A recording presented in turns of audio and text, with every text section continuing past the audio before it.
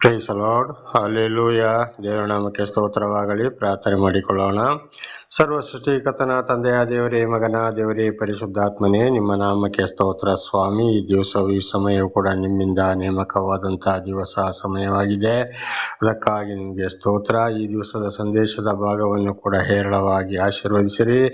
ಇದನ್ನು ಕೇಳುತ್ತಿರುವ ನನ್ನ ಸಹೋದರ ಸಹೋದರಿಯರು ಕೂಡ ಚೆನ್ನಾಗಿ ಕೇಳಿ ಅರ್ಥ ಮಾಡಿಕೊಂಡು ವಾಕ್ಯಕ್ಕೆ ವಿಧೇಯರಾಗಿ ಜೀವಿಸಿ ನಿಮ್ಮಿಂದ ಆಶೀರ್ವಾದವನ್ನು ಹೊಂದಿ ಅವರ ಮಕ್ಕಳನ್ನು ಅದೇ ಮಾರ್ಗದಲ್ಲಿ ನಡೆಸಿ ಅವರೆಲ್ಲರೂ ನಿಮ್ಮ ಚಿತ್ತಾನುಸಾರ ಇತರರಿಗೆ ಸಾಕ್ಷಿಗಳಾಗುವಂತೆ ಮಾರ್ಪಡಿಸಿರಿ. ಹಾಗೆ ಮಾಡುವುದಕ್ಕಾಗಿ ಸ್ತೋತ್ರ. ಯೇಸುವಿನ ನಾಮದಲ್ಲಿ ಪ್ರಾರ್ಥಿಸಿದ್ದೇನೆ, ನಮ್ಮ ತಂದೆ, ಆಮೇನ್. ಇದನ್ನು ಕೇಳುತ್ತಿರುವ ನನ್ನ ಸಹೋದರ ಸಹೋದರಿಯರೇ, ನಿಮಗೂ ಕೂಡ ನನ್ನ ಹೃದಯಪೂರ್ವಕವಾದ ನಮಸ್ಕಾರಗಳು. ಈ ದಿವಸದ ಸಂದೇಶದ ಭಾಗವು ಕೂಡ 10 ಆಜ್ಞೆಗಳಲ್ಲಿ 2ನೇ ಆಜ್ಞೆ ಭಾಗ 3. 10 ಆಜ್ಞೆಗಳಲ್ಲಿ 2ನೇ ಆಜ್ಞೆ ಭಾಗ 3. ಇವತ್ತು ಸಂಸ್ಕೃತದಲ್ಲಿ ನಮ್ಮ ಭಾರತ ದೇಶದ ದೇವರ ವಾಣಿಯಾದಂಥ ಸಂಸ್ಕೃತ ಮತ್ತು ಬೈಬಲಲ್ಲಿ ಸರ್ವ ಸೃಷ್ಟಿಕರ್ತನಾದ ದೇವರ ಶ್ಲೋಕಗಳನ್ನು ನಾವು ತಿಳಿದುಕೊಳ್ಳೋಣ. ಸಹಸ್ರನಾಮಾವಳಿಯಲ್ಲಿ ಯೇಸು ಕ್ರಿಸ್ತನ ಅಂಗೀಕಾರ ಅಂದರೆ ವಿಷ್ಣುವಿಗೆ ಸಾಕ್ಷಾತ್ ಪರಬ್ರಹ್ಮನಿಗೆ ಸಾವಿರಾರು ಸಹಸ್ರನಾಮ ಅಂದರೆ ಸಾವಿರಾರು ಸ್ತೋತ್ರಗಳು. ಅದರಲ್ಲಿ ಬೈಬಲಿಗೂ ಅದು ಹೊಂದಾಣಿಕೆಯಾಗುವಂಥದ್ದು. ಇಲ್ಲಿ ಯೇಸು ಕ್ರಿಸ್ತನೇ ಸಾಕ್ಷಾತ್ ಪರಬ್ರಹ್ಮ, ಪರಮಾತ್ಮ, ಭಗವಂತ, ಸರ್ವೇಶ್ವರ, ಪರಮೇಶ್ವರ, ಶ್ರೀಮನ್ನಾರಾಯಣ, ಶ್ರೀಕೃಷ್ಣ ಪರಮಾತ್ಮ ಅಂತೇಳಿ ನಾವು ಹಿಂದೆ ಕೂಡ ಬಹಳ ಸಲ ತಿಳಿದುಕೊಂಡಿದ್ದೇವೆ. ಅದೇ ಶ್ಲೋಕವನ್ನು ಇವತ್ತು ಕೂಡ ಮತ್ತೆ ನಾವು ತಿಳಿದುಕೊಳ್ಳೋಣ. ಸಹಸ್ರನಾಮಾವಳಿಯಲ್ಲಿ ಯೇಸು ಕ್ರಿಸ್ತನ ಅಂಗೀಕಾರ 1. ಓಂ ಶ್ರೀ ಬ್ರಹ್ಮಪುತ್ರಾಯ ನಮಃ ಅಂದರೆ, ಓ ದೇವರೇ, ತಂದೆಯ ಪುತ್ರನಿಗೆ ನಿನಗೆ ಸ್ತೋತ್ರ ಮಾಡುತ್ತೇವೆ. ಅಂದರೆ ಬ್ರಹ್ಮನೇ ಪುತ್ರನಾಗಿ ಬರುತ್ತಾನೆ, ನಿನಗೆ ಸ್ತೋತ್ರ. ಹಾಗೆ ಇಲ್ಲಿ ಬೈಬಲಲ್ಲಿ ಕೂಡ ಏನು ಹೇಳ್ತದೆ ಅಂದರೆ, ಆದಿಕಾಂಡ 1:2, ಯೋಹಾನ 1:1-3, 14 ಇಲ್ಲಿ ಓದುವಾಗ ಯೆಹೋವನೇ ಪುತ್ರನಾಗಿ ಬರುತ್ತಾನೆ. ಅದುವೇ ಯೇಸು ಎಂಬ ನಾಮದಲ್ಲಿ ಬಂದಿದ್ದು. ನಮ್ಮ ಇಲ್ಲಿ ಬ್ರಹ್ಮನೇ ಪುತ್ರನಾಗಿ ಬಂದಿದ್ದಾನೆ. ಸ್ತೋತ್ರದ ಹಾಗೆ ಇವತ್ತು ಯೇಸುವಿಗೆ ಸ್ತೋತ್ರ ಅಂತ ಹೇಳುವಂಥದ್ದು. ದೇವರ ನಾಮಕ್ಕೆ ಸ್ತೋತ್ರವಾಗಲಿ. ಹಲ್ಲೆಲೂಯ. ಹಾಗೆ ಸಹಸ್ರನಾಮಾವಳಿಯಲ್ಲಿ 2ನೇ ವಚನ ಓಂ ಶ್ರೀ ಉಮತ್ಯಾಯ ನಮಃ ಅಂದರೆ, ಓ ದೇವರೇ, ಪರಿಶುದ್ಧ ಆತ್ಮದಿಂದ ಹುಟ್ಟಿದಾತನೇ ನಿನಗೆ ಸ್ತೋತ್ರ. ಬೈಬಲ್ಲಿ ಪರಿಶುದ್ಧಾತ್ಮ, ಪವಿತ್ರ ಆತ್ಮ ಅಂತ ಹೇಳ್ತದೆ, ನಮ್ಮಲ್ಲಿ ಪರಮಾತ್ಮ ಅಂತ ಹೇಳ್ತೇವೆ ನಾವು. ಇದು ಮತ್ತಾಯ 1ನೇ ಅಧ್ಯಾಯ 18ನೇ ವಾಕ್ಯ ಮತ್ತು ಲೂಕ 1:34 ಇದನ್ನು ನಾವು ಓದುವುದು. ಆತನು ಪರಿಶುದ್ಧನಾಗಿದ್ದಾನೆ ಎಂಬುದಾಗಿ. ಇಲ್ಲಿ ಬ್ರಹ್ಮನ ಪುತ್ರ, ಇಲ್ಲಿ ಯೆಹೋವನ ಪುತ್ರನೇ ಯೇಸು ಎಂಬುದಾಗಿ ನಾವು ಇದನ್ನು ತಿಳಿದುಕೊಳ್ಳಬಹುದು. ದೇವರ ನಾಮಕ್ಕೆ ಸ್ತೋತ್ರವಾಗಲಿ. ಹಾಗೆ ಸಹಸ್ರನಾಮಾವಳಿಯಲ್ಲಿ ಯೇಸು ಕ್ರಿಸ್ತನ ಅಂಗೀಕಾರ 3ನೇ ವಚನ ಓಂ ಶ್ರೀ ಕನ್ನಿಸುತಾಯ ನಮಃ. ಓ ದೇವರೇ, ಕನ್ನಿಕೆಯಲ್ಲಿ ಹುಟ್ಟಿದಾತನೇ ನಿನಗೆ ಸ್ತೋತ್ರ ಅಂತೇಳಿ. ದೇವರ ನಾಮಕ್ಕೆ ಸ್ತೋತ್ರವಾಗಲಿ. ಇದು ಯೆಶಾಯ 7:14, ಮತ್ತಾಯ 1:20-23, ಲೂಕ 1:26-31, ಯೋಹಾನ 1:1-3 ಮತ್ತು 14 ಈ ವಚನಗಳನ್ನು ಓದುವಾಗ ಅಲ್ಲಿ ದೇವರು ಒಂದು ಕನ್ನಿಕೆ ಗರ್ಭದಲ್ಲಿ ಹುಟ್ಟಿ ಬರ್ತಾನೆ ಯೆಹೋವ ಅಂತೇಳಿ ಬೈಬಲ್ ಹೇಳ್ತದೆ. ಅದುವೇ ಯೇಸು. ನಮ್ಮ ಸಂಸ್ಕೃತದಲ್ಲಿ ಸಹಸ್ರನಾಮಾವಳಿಯಲ್ಲಿ ಬ್ರಹ್ಮನೇ ಒಂದು ಕನ್ನಿಕೆ ಗರ್ಭದಲ್ಲಿ ಹುಟ್ಟಿ ಬರ್ತಾನೆ ಅಂತ. ಅದು ನೋಡಿ, ಇವು 2025ನೇ ವರ್ಷದ ಹಿಂದೆ ಈಗಿನ ಇಸ್ರೇಲ್ ದೇಶದ ಬೆತ್ಲೆಹೇಮಲ್ಲಿ ಈ ವಿಷಯಗಳು ನಡೆಯಿತು. ಆದರೆ ನಮ್ಮ ವೇದಗಳಲ್ಲಿ ಬರ್ತಾನೆ ಅಂತ ಬರ್ದಿರೋದು, ಆದರೆ ಎಲ್ಲಿ ಬರ್ತಾನೆ ಏನು ಅಂತ ಇಲ್ಲ. ಅದು ನಮಗೆ ಬೈಬಲ್ ಆಧಾರ ಕೊಡ್ತಾ ಇರೋದು. ಇಸ್ರೇಲ್ ದೇಶದ ಬೆತ್ಲೆಹೇಮ್ ಎಂಬ ಸ್ಥಳದಲ್ಲಿ ಹುಟ್ಟಿ ಬರ್ತಾನೆ ಅಂತ ಅದು ನೋಡಿ ಬಂದಿದ್ದು. ಅದು ಅಲ್ಲಿನ ಹೆಸರು. ಇದು ಯೆಹೋವ ಅಂದರೆ ಇಬ್ರು ಭಾಷೆ, ಯೇಸು ಅಂದರೆ ಅರೇಮಿಕ ಭಾಷೆ. ನಮ್ಮ ಭಾರತದಲ್ಲಿ ಇವತ್ತು ಹಿಂದಿ ಭಾಷೆ ರಾಷ್ಟ್ರ ಭಾಷೆ ಹಿಂದಿ ಆದಾಗೆ ಅಲ್ಲಿ ಆ ಭಾಷೆ. ಅದು ಬೈಬಲಲ್ಲಿ ಯೇಸು, ನಮ್ಮಲ್ಲಿ ಬ್ರಹ್ಮಪುತ್ರ ಎಂಬುದಾಗಿ ನಾವು ಇದನ್ನು ಓದುತ್ತೇವೆ. ಕನ್ಯೆ ಗರ್ಭದಲ್ಲಿ ಬಂದಿದ್ದು. ದೇವರ ನಾಮಕ್ಕೆ ಸ್ತೋತ್ರವಾಗಲಿ. ಹಾಗೆ 4ನೇ ವಚನಕ್ಕೆ ಹೋಗೋಣ. ಓಂ ಶ್ರೀ ತಾರಿಕೆಯ ದರಿದ್ರ ನಾರಾಯಣಾಯ ನಮಃ ಅಂದರೆ, ಓ ದೇವರೇ, ನಮಗಾಗಿ ಬಡವನಾದವನೇ ನಿನಗೆ ಸ್ತೋತ್ರ. ನೋಡಿ, ಇಲ್ಲಿ ತಾರಿಕೆ ಅಂದರೆ ಬಡವ, ತಾರಿಕೆ ಅಂದರೆ ಬಡವ, ದರಿದ್ರ ಅಂದರೆ ಎಲ್ಲಾ ಪಾಪಗಳನ್ನು ಹೊತ್ತುಕೊಂಡವನು ನಾರಾಯಣ. ನಾರ ಅಂದರೆ ನೀರು, ಆಯಣ ಅಂದರೆ ನೀರಿನ ಮೇಲೆ ನಡೆದಾಡಿದವನು ಅಂತ ಇದರ ಅರ್ಥ. ದೇವರ ನಾಮಕ್ಕೆ ಸ್ತೋತ್ರವಾಗಲಿ. ಹಾಲೆಲೂಯ.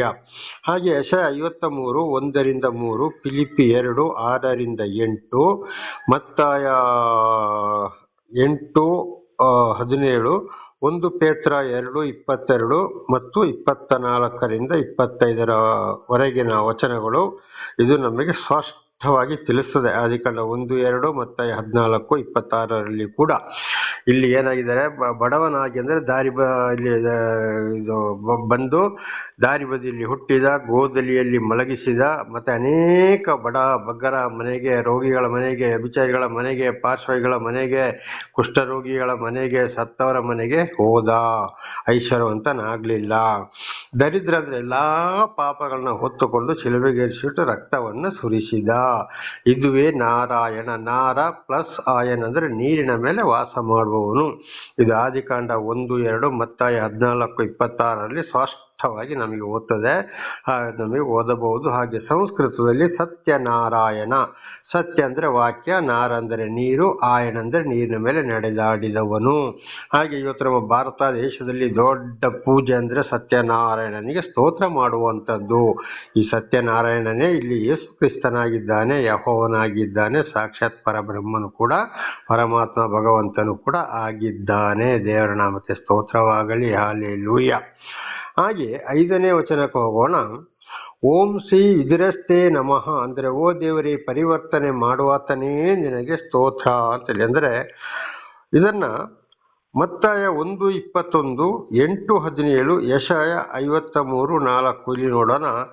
ಈ ದೇವರೇ ಅಂದರೆ ಸಾಕ್ಷಾತ್ ಪರಬ್ರಹ್ಮನೇ ಮನುಷ್ಯನ ಅವತಾರವೆತ್ತಿ ಬಂದಾಗ, ಬೈಬಲಲ್ಲಿ ಯೆಹೋವನೇ ಯೇಸು ಎಂಬ ನಾಮದಲ್ಲಿ ಬಂದಾಗ, ಅವರು ದರ್ಶನ ಕೊಟ್ಟಾಗ ಅವರೇ ಪಾಪದಿಂದ ಪರಿಹಾರ ಮಾಡುವ ದೇವರು ಹೊರತು, ಅವರೇ ಸರ್ವ ಸೃಷ್ಟಿಕರ್ತ ಹೊರತು ಇನ್ನು ಯಾವ ದೇವರು ಇಲ್ಲ.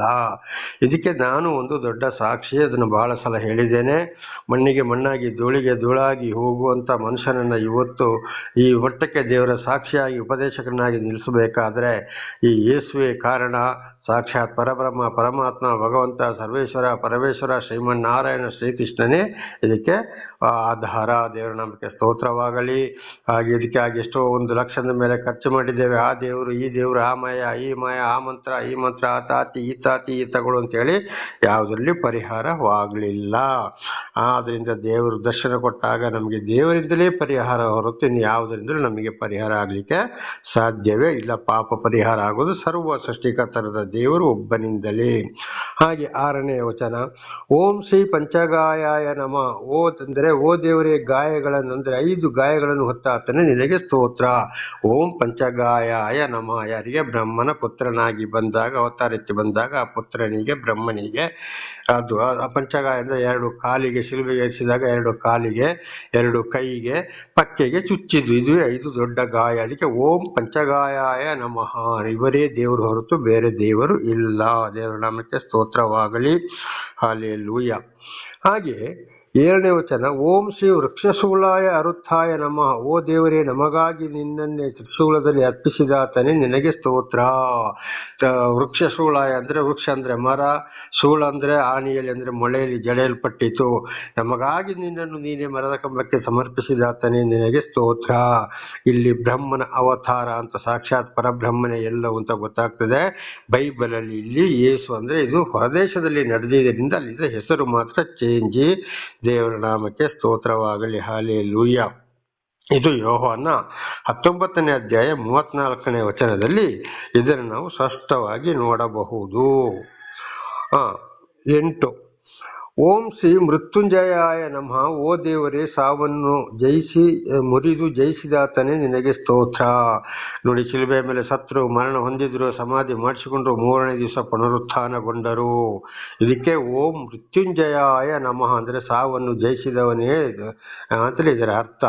ಹಾಗೆ ಇಲ್ಲಿ ನೋಡುವಾಗ ಬ್ರಹ್ಮನೇ, ಇದು ಸಾಕ್ಷಾತ್ ಪರಬ್ರಹ್ಮನೇ ಸಾವನ್ನು ಜಯಿಸಿದ ಮಗನಾಗಿ ಬಂದಾಗ, ಬೈಬಲಲ್ಲಿ ನೋಡುವಾಗ ಯೇಸು ಕ್ರಿಸ್ತನು 3ನೇ ದಿವಸ ಪುನರುತ್ಥಾನಗೊಂಡನು ಅಂತೇಳಿ ನಮಗೆ ಸ್ಪಷ್ಟವಾಗಿ ತಿಳಿಸಲ್ಪಡುತ್ತದೆ. ಮತ್ತಾಯ, ಮಾರ್ಕ, ಲೂಕ, ಯೋಹಾನ ಈ 3 ಪುಸ್ತಕಗಳಲ್ಲಿ ಕೂಡ ಇದನ್ನು ನಾವು ನೋಡಬಹುದು. 9 ಓಂ ಶ್ರೀ ಶಿಬಿಲಿತ್ಯಾಯ ನಮಃ. ಓ ದೇವರೇ, ನಿನ್ನ ದೇಹವನ್ನು ಆಹಾರವಾಗಿ ಕೊಟ್ಟಾತನೇ ನಿನಗೆ ಸ್ತೋತ್ರ. ಇದು ಕರ್ತರ ಭೋಜನವನ್ನು ಸೂಚಿಸುತ್ತದೆ. ಶಿಲುಬೆಗೆ ಏರಿಸಲ್ಪಡಕ್ಕೆ ಒಂದು ದಿವಸಕ್ಕೆ ಮೊದಲು ದೇವರು ಏನ್ ಮಾಡಿದ್ರು? ಶಿಷ್ಯರಿಗೆ ದ್ರಾಕ್ಷಾರಸ ಮತ್ತು ರೊಟ್ಟಿಯನ್ನು ಕೊಟ್ಟರು. ಆದಿಕಾಂಡ 14ನೇ ಅಧ್ಯಾಯದಲ್ಲಿ ನೋಡುವಾಗ ಮೆಲ್ಕಿಸೆದೇಕ ಅರಸ ಅಬ್ರಹಾಮನಿಗೂ ಕೂಡ ದ್ರಾಕ್ಷಾರಸ ರೊಟ್ಟಿಯನ್ನು ಕೊಟ್ಟರು. ದೇವರು ನಿಜವಾಗಿ ನಮಗೆ ಈ ಲೋಕದಲ್ಲಿ ದೇವರು ಆರಿಸಿಕೊಂಡವರಿಗೆ ಅಂದ್ರೆ ಆ ಶಿಷ್ಯರಿಗೆ ಪ್ರಸಾದ ಅಂತೇಳಿ ಕೊಟ್ಟಿದ್ದು. ಇದನ್ನು ನಿನ್ನೆ ಕೂಡ ನಾನು ತಿಳಿಸಿದ್ದೇನೆ. ದ್ರಾಕ್ಷಾರಸ ರೊಟ್ಟಿ ಮಾತ್ರ ಕೊಟ್ಟಿದ್ದು ಹೊರತು ಬೇರೆ ಯಾವುದು ಇಲ್ಲ. ಇಲ್ಲಿ ಅದೇ ದೇಹ ಅಂದ್ರೆ ಅವ್ರು ಏನ್ ಮಾಡಿದ್ರು? ರೊಟ್ಟಿಯನ್ನು ತೆಗೆದುಕೊಂಡು ನನ್ನ ದೇಹ, ದ್ರಾಕ್ಷಾರಸವನ್ನು ತಗೊಂಡು ಇದು ನನ್ನ ರಕ್ತ, ಇದು ಹೊಸ ಒಡಂಬಡಿಕೆಗಾಗಿ ಸೂಚಿಸಲಾಗಿರುವ ರಕ್ತ ಅಂತೇಳಿ ಕೊಟ್ಟರು ಯೇಸುಸ್ವಾಮಿ ಶಿಷ್ಯರಿಗೆ. ಅದುವೇ ನೋಡಿ ಇಲ್ಲಿ ಸಂಸ್ಕೃತದಲ್ಲಿ ಹೀಗೆ ಹೇಳ್ತದೆ. ಬೈಬಲಲ್ಲಿ ಯೇಸುಸ್ವಾಮಿ ಅದನ್ನೇ ಮಾಡಿದರು. ದೇವರ ನಾಮಕ್ಕೆ ಸ್ತೋತ್ರವಾಗಲಿ. ಹಲ್ಲೆಲೂಯಾ. 10ನೇ ವಚನ. ಓಂ ಶ್ರೀ ಪ್ರಾಚೀನ ಮೂರ್ತಾಯ ನಮಃ. ಓಂ ಶ್ರೀ ದಕ್ಷಿಣ ಮೂರ್ತಾಯ ನಮಃ. ಅಂದರೆ ಓ ದೇವರೇ, ತಂದೆಯ ಬಲಭಾಗದಲ್ಲಿ ಅಸೀನನಾಗಿರುವ ಆತನೇ ನಿನಗೆ ಸ್ತೋತ್ರ. ನೋಡಿ, ದೇವರು ಮೃತ್ಯುಂಜಯನಾದ ಮೇಲೆ 40ನೇ ದಿವಸ ಪರಲೋಕಕ್ಕೆ ಏರಿ ಹೋಗಿ ತಂದೆಯ ಬಲಪಾರ್ಶ್ವದಲ್ಲಿ ಕುಳಿತುಕೊಂಡು ಎಂಬುದಾಗಿ ಅಪೊಸ್ತಲರ ಕೃತ್ಯದಲ್ಲಿಯೂ ಇಬ್ರಿಯ ಗ್ರಂಥದಲ್ಲಿಯೂ ಇದನ್ನು ನಾವು ಸ್ಪಷ್ಟವಾಗಿ ಓದುತ್ತೇವೆ. ದೇವರ ನಾಮಕ್ಕೆ ಸ್ತೋತ್ರವಾಗಲಿ. ಅಪೊಸ್ತಲರ ಕೃತ್ಯ 2:33, ಇಬ್ರಿಯ 1:3 ಇದನ್ನು ಸ್ಪಷ್ಟವಾಗಿ ಓದಬಹುದು. ಇದು ಕೂಡ ಏನಾಗಿದೆ? ಇಲ್ಲಿ ಸಾಕ್ಷಾತ್ ಪರಬ್ರಹ್ಮ ಮನುಷ್ಯನಾಗಿ ಬಂದಾಗ ಇಲ್ಲಿ ಬೈಬಲಲ್ಲಿ ಯೇಸು ಅದೇ ರೀತಿಯಾಗಿ ಹೋಯಿತಾಗ ಇಲ್ಲಿ ಯೇಸು ಬೇರೆ ಅಲ್ಲ. ನಮ್ಮ ಸಂಸ್ಕೃತದಲ್ಲಿ ಕೂಡ ಯಾವುದೇ ಭಿನ್ನ ಭೇದ ಇರಬಾರದು. 11ನೇದು.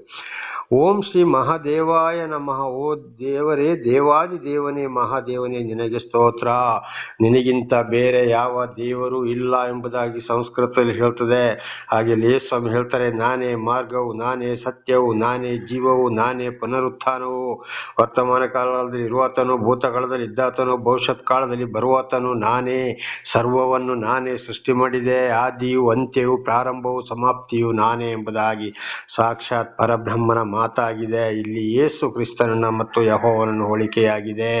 ಹಾಗೆ ಹೇಳಿದ ಹಾಗೆ ಒಂದು ಬೈಬಲಲ್ಲಿ ನಾನೇ ಸರ್ವೇಶ್ವರ, ನಾನೇ ಯೇಸು, ನಾನೇ ಶ್ರೀನಿವಾಸ, ನಾನೇ ಪರಮಾತ್ಮ, ನಾನೇ ಭಗವಂತ ಅಂತೇಳಿ ಪವಿತ್ರ ಗ್ರಂಥ ಬೈಬಲ್.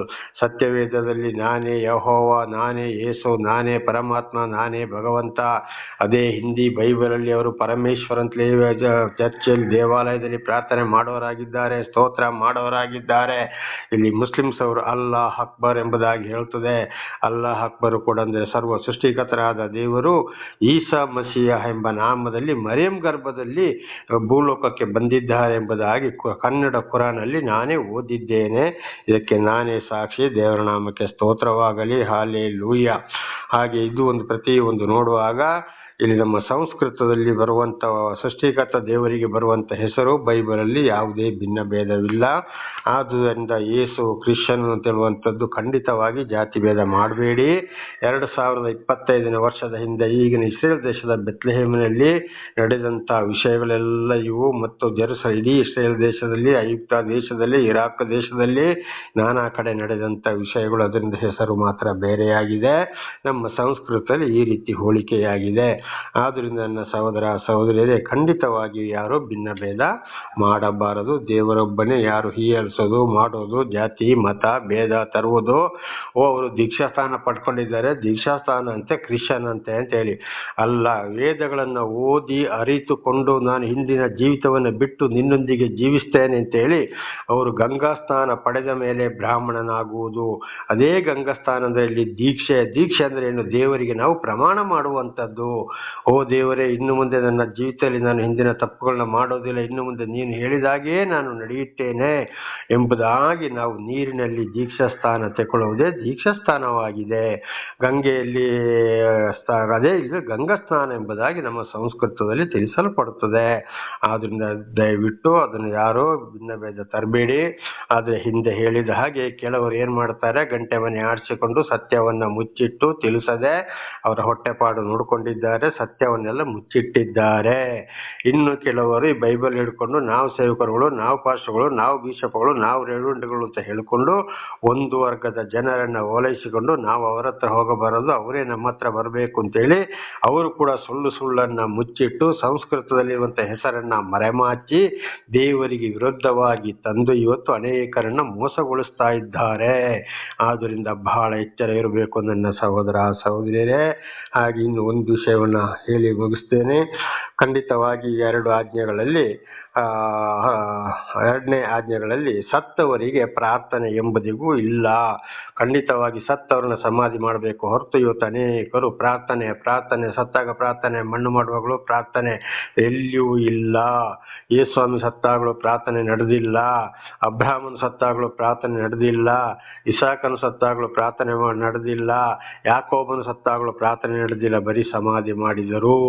ಆದ್ರಿಂದ ಸತ್ತವರಿಗೆ ಪ್ರಾರ್ಥನೆ ಮಾಡೋದು ಕೂಡ ಬಹಳ ದೊಡ್ಡ ಪಾಪ.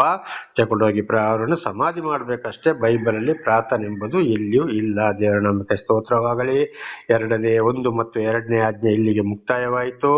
ನಾಳೆಯಿಂದ 3ನೇ ಆಜ್ಞೆ ಪ್ರಾರಂಭವಾಗ್ತದೆ. ಇದಕ್ಕೆ ದೇವರ ಆಶೀರ್ವಾದ ಮಾಡಿದ್ರು. ಹೇಳಿದ ಹಾಗೆ ಚೆನ್ನಾಗಿ ಅರ್ಥ ಮಾಡಿಕೊಂಡು ವಿಧೇಯರಾಗಿ ಜೀವಿಸಿ ಆಶೀರ್ವಾದವನ್ನು ಹೊಂದಿಕೊಳ್ಳಿ.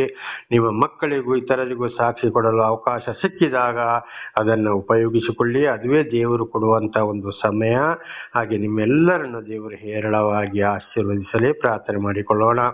ಸರ್ವ ಸೃಷ್ಟಿಕರ್ತನ ತಂದೆಯ ದೇವರೇ, ಮಗನ ದೇವರೇ, ಪರಿಶುದ್ಧಾತ್ಮನೇ, ಈ ಒಂದು ಸಂದೇಶವನ್ನ ನನ್ನ ಸಹೋದರ ಸಹೋದರಿಗೆ ಮತ್ತೊಮ್ಮೆ ನೀವು ತಿಳಿಯಪಡಿಸಿದಕ್ಕಾಗಿ ಸ್ತೋತ್ರ. ಏನಾದರೂ ಅವರು ತಪ್ಪಿ ಹೋಗಿದ್ದವರನ್ನು ಕ್ಷಮಿಸಿರಿ. ಪಾಪ ಪರಿಹಾರ ನಿಮ್ಮಿಂದಲೇ, ಗೊತ್ತಿಲ್ಲದೆ ಆಗಿರಬಹುದು. ನನ್ನನ್ನು ಯಾವ ರೀತಿ ಕ್ಷಮಿಸಿ ಇವತ್ತು ಉನ್ನತ ಮಟ್ಟಕ್ಕೆ ತಂದಿದ್ದೀರೋ ಅದೇ ಪ್ರಕಾರ ಅವರನ್ನು ಕೂಡ ನಡೆಸಿರಿ, ಕ್ಷಮಿಸಿರಿ. ಅವರು ಅವರ ಮಕ್ಕಳಿಗೂ ತಿಳಿಸುವಂತೆ ಆಶೀರ್ವದಿಸಿರಿ. ನಿಮ್ಮ ಚಿತ್ತಾನುಸಾರ ಇತರರಿಗೆ ಸಾಕ್ಷಿ ಯಾರ್ಯಾರಿಗೆ ನುಡಿಯಬೇಕೋ ನುಡಿಯಲು ಅವರನ್ನು ಆಶೀರ್ವದಿಸಿರಿ. ಎಲ್ಲರೂ ಕೇಳುತ್ತಿರೋರು ಪ್ರತಿಯೊಬ್ಬರು ಹಾಗೂ ನಿಮ್ಮ ಅನುಗ್ರಹ ಯಾರ್ಯಾರ ಮೇಲೆ ಇದೆಯೋ ಅವರೆಲ್ಲರೂ ಆಶೀರ್ವಾದವನ್ನು ಹೊಂದಿ, ಹಾಗೂ ಅವರು ಕೂಡ ಆಶೀರ್ವಾದ ಹೊಂದಿ ನಿಮ್ಮಿಂದ ಆಶೀರ್ವಾದವನ್ನು ಪಡೆದುಕೊಳ್ಳುವಂತಾಗಲಿ. ಅದಕ್ಕಾಗಿ ಸ್ತೋತ್ರ. ಅವರೆಲ್ಲರನ್ನು ಸಾಕ್ಷಿಯನ್ನಾಗಿ ಮಾರ್ಪಡಿಸಿರಿ. ಹಾಗೆ ಮಾಡುವುದಕ್ಕಾಗಿ ಸ್ತೋತ್ರ. ಯೇಸುವಿನ ನಾಮದಲ್ಲಿ ಪ್ರಾರ್ಥಿಸಿದ್ದೇನೆ ನಮ್ಮ ತಂದೆಯೇ, ಆಮೇನ್. ಇದನ್ನು ಕೇಳುತ್ತಿರುವ ನನ್ನ ಸಹೋದರ ಸಹೋದರಿಯರೇ, ನಿಮಗೂ ನನ್ನ ಧನ್ಯವಾದಗಳು. ದೇವರು ನಿಮ್ಮನ್ನು ನಿಮ್ಮ ಮಕ್ಕಳನ್ನು ಹೇರಳವಾಗಿ ಆಶೀರ್ವದಿಸಲಿ.